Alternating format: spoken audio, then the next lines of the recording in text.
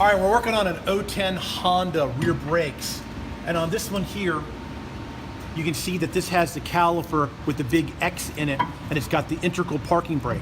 Well, on these, I have the tool to put on here and to press the caliper back. But I also, sometimes this doesn't hold in that very good. So what I did is I made a tool. I took a flat piece of steel, folded it over, had an old junky socket, and welded it to it. So this now fits perfectly into that groove. So this caliper might be locked up.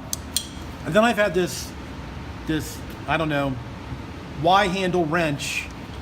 So we're gonna see if this piston, yep, as you see, I can twist and put a little pressure on it at the same time. And there it goes, it's going right back in. Now the boot is kind of rolling up, so you want to stop for a second and make sure the boot comes back to its normal position, which it just did. Sometimes you take a Phillips screwdriver and go in there very carefully, put the boot back. So this piston is almost pushed all the way back in. We just keep going. I do believe that's all the way in. You want to make sure that you line that piston up. So the brake, sometimes the brake pads have a pin. This one has a pin right here that has to go into that groove. So here's another homemade tool that I made.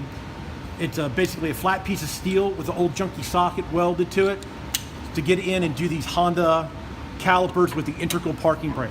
All right, everybody, thanks for watching. Okay, after I took the video, I realized that there wasn't enough light. You really couldn't see what I was doing. So I'm gonna show you on the other side. So here's the tool I made. It's a 10mm socket welded on to a piece of metal that I folded over that fits this groove really good. So now all you have to do is twist. This was a little tighter. Twist and push at the same time.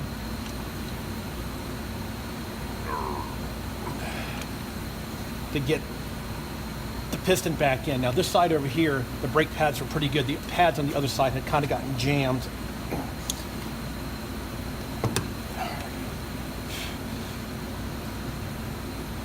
All right, I do believe that's in all the way.